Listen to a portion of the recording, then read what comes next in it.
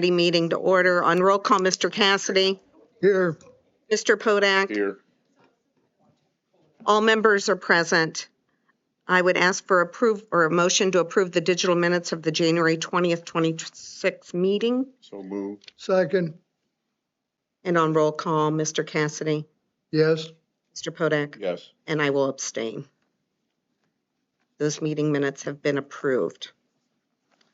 Finance Director? I'll defer my comments to council since we have a guest here to talk about our investment portfolio. Okay. Do we want to do that first? Sure. Okay. So we have Ryan with Red Tree Investments. They've been managing the investment portfolio for 4 years now, I believe, Ryan? Third year anniversary. Okay. No guarantees. Well, good evening, everyone. I understand that you have a full agenda tonight, so we'll keep this short, sweet, and to the point. My name is Ryan Nelson with Red Tree Investment Group. I have David Donnelly here with me as well. He's part of the Red Tree family. So we're here tonight to give a quick update on the city's investments and funds, and the packet of information in front of you will help with that conversation. First, just Red Tree Investment Group, we're a firm that assists public entities across the state of Ohio. We work with about 400 of you out there these days, so we understand the nuances of investing the city's funds.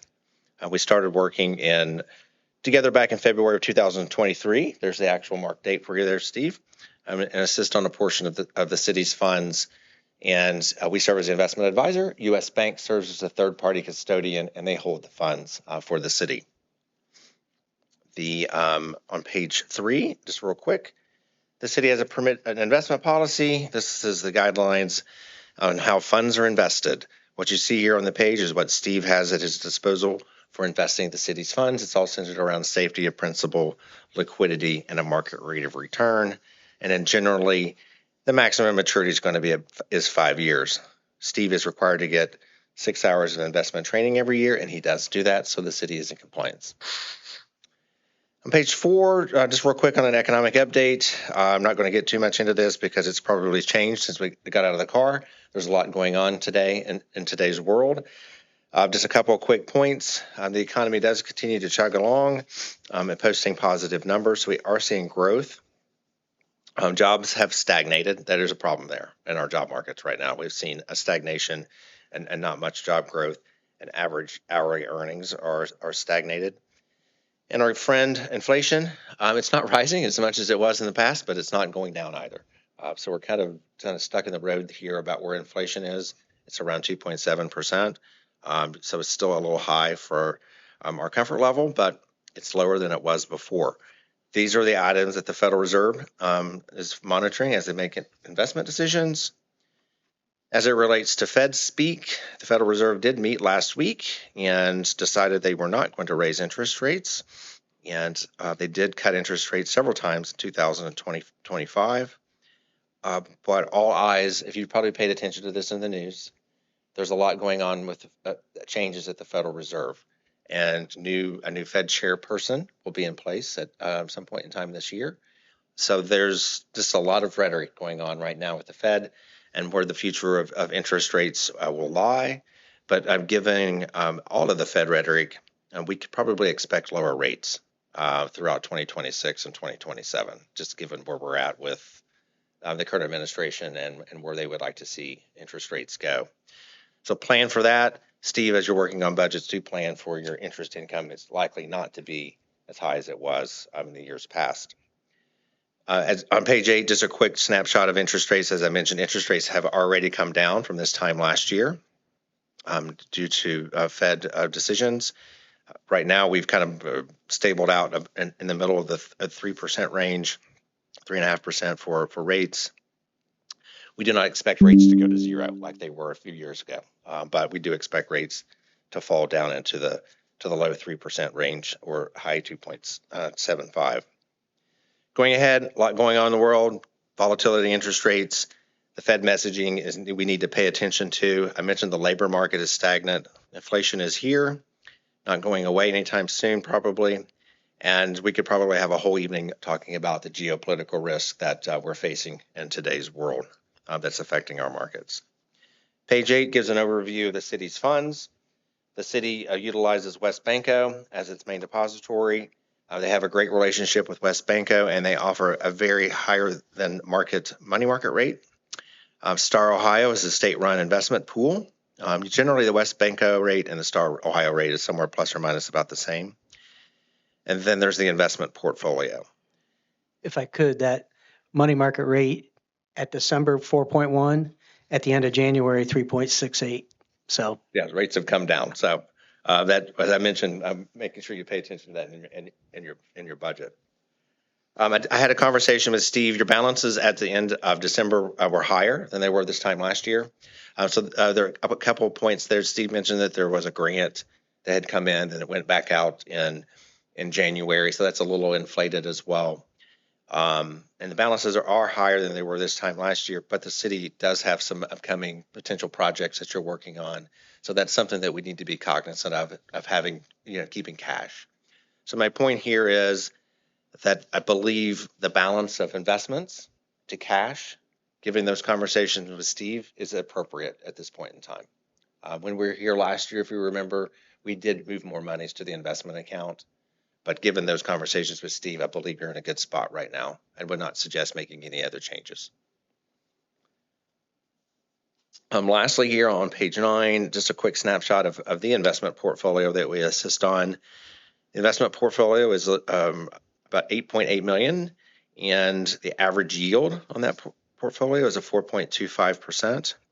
What is most important I want to point out on this page is a couple of things. It all follows the investment policy. It's centered around safety of principal, liquidity, and market rate of return. But over the past couple of years, we have purchased longer-term securities when interest rates were higher.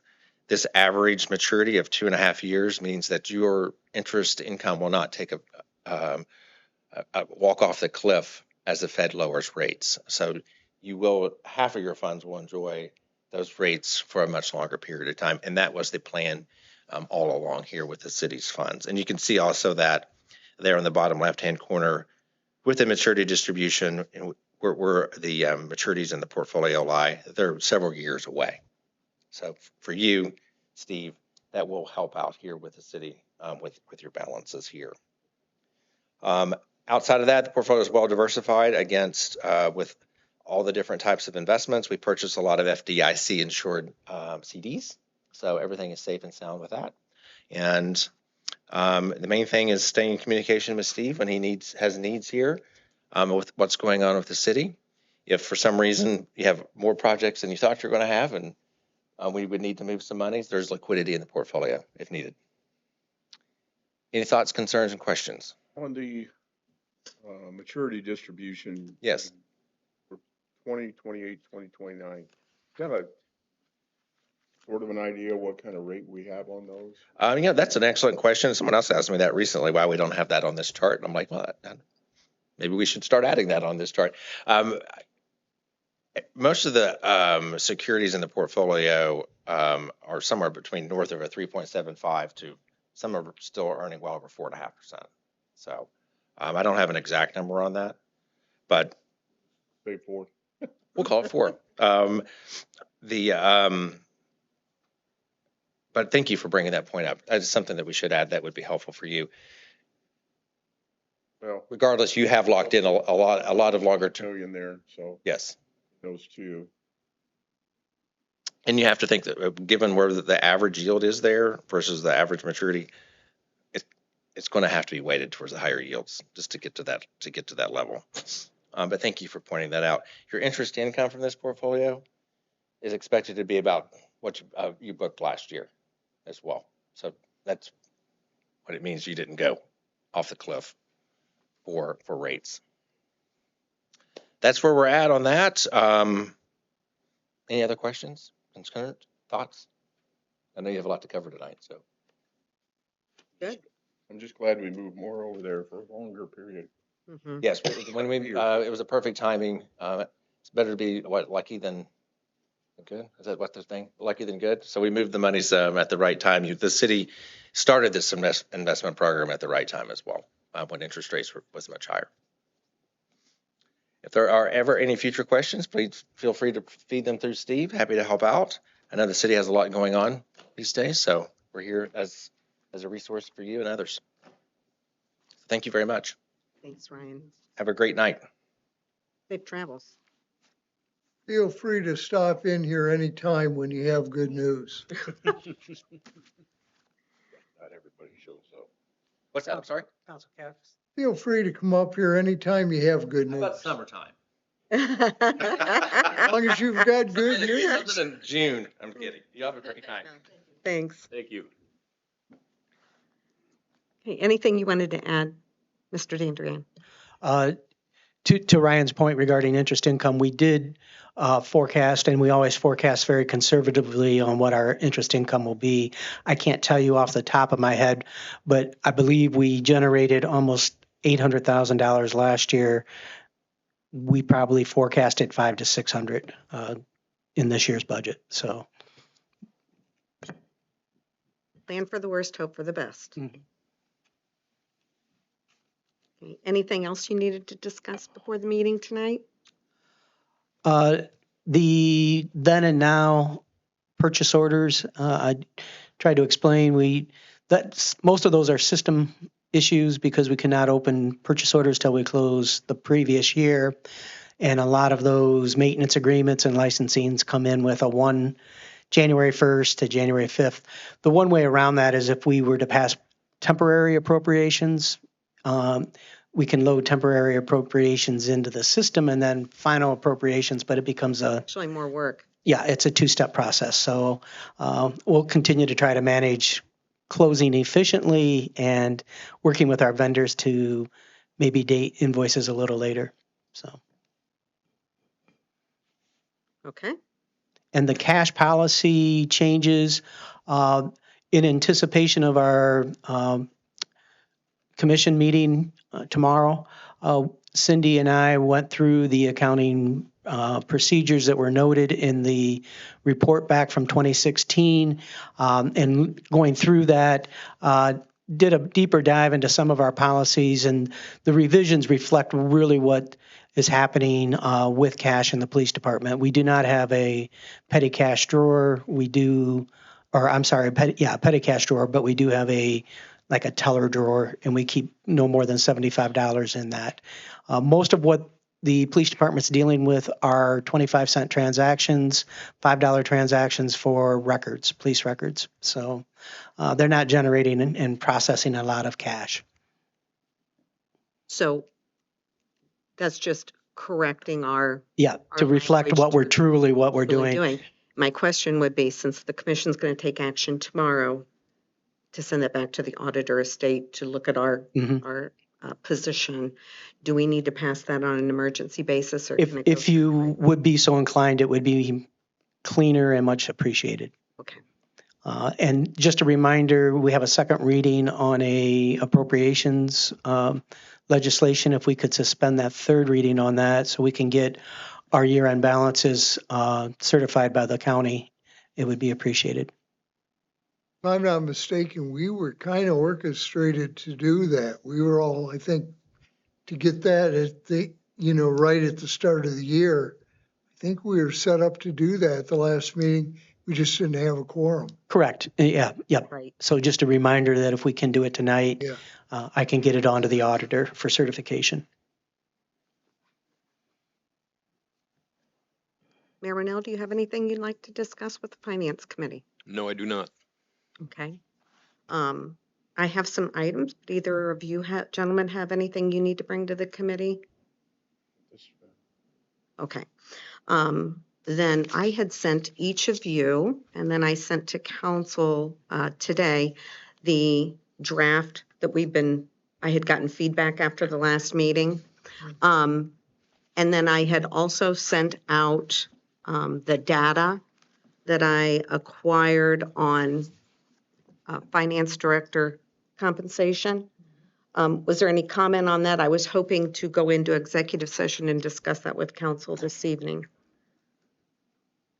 Any discussion you want to have on that or no? I was just kind of interested it was very interesting that there's the deputy finance director and some of those make more than an actual director. Of course, they're probably doing all the work too, so. Yeah.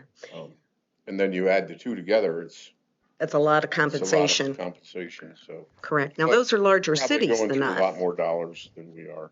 Correct. I found that interesting too, and I would not have come across that had one of the um, auditors not mentioned to me. You probably should look at the deputy auditor. And so I circled back to one of them and retraced that information. It does sound like they're doing basically the heavy lifting. Yeah, Whereas, in that one situation, I believe the city of Findlay, yeah, the auditor's an elected position, the deputy auditor is not. The current person in that deputy auditor's position has been with the city at least 20, 25 years. she's very Very knowledgeable well, too. yes, very well established and Top end of the pay scale also. So. yes, Yeah. yes, because of her tenure and her experience. Sure. Yeah. So I think that we'll have to remember that this person's going to carry the load of both of those people, but maybe not everything at the beginning. Some of it may have to be learned. So anyways, any other comments on that? We'll have discussion with the full council on that this evening. Okay. Okay, I think the brochure was excellent.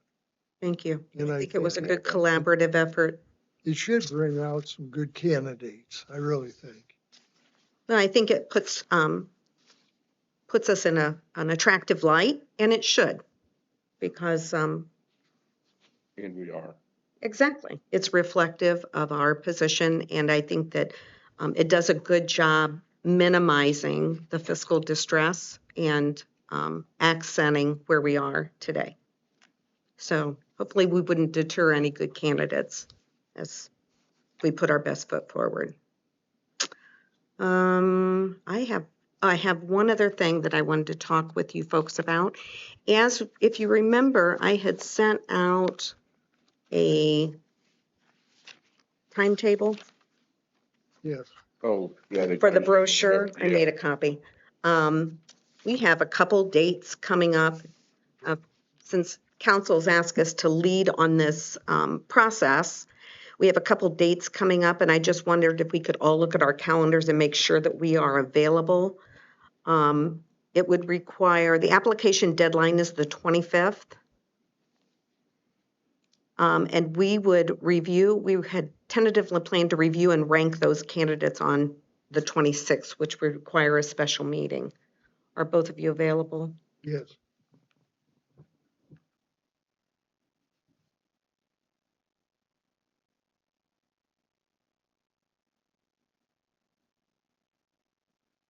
Looks good to me. Okay.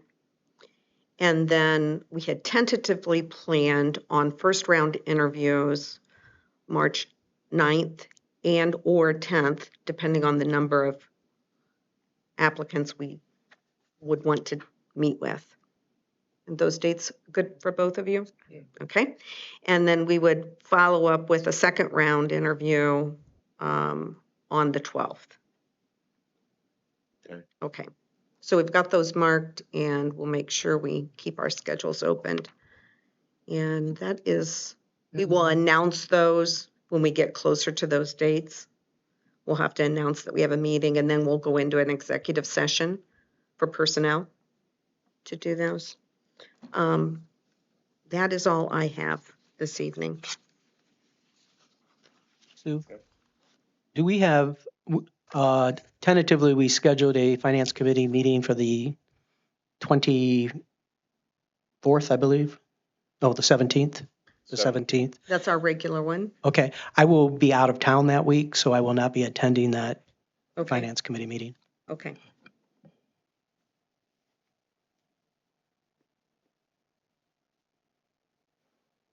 Thanks for letting us know. Okay, Move we adjourn? move to adjourn. Okay, and on roll call, Mr. Cassidy, Yes. Mr. Podak, Yes. and myself. Yes, we are adjourned at 5:49.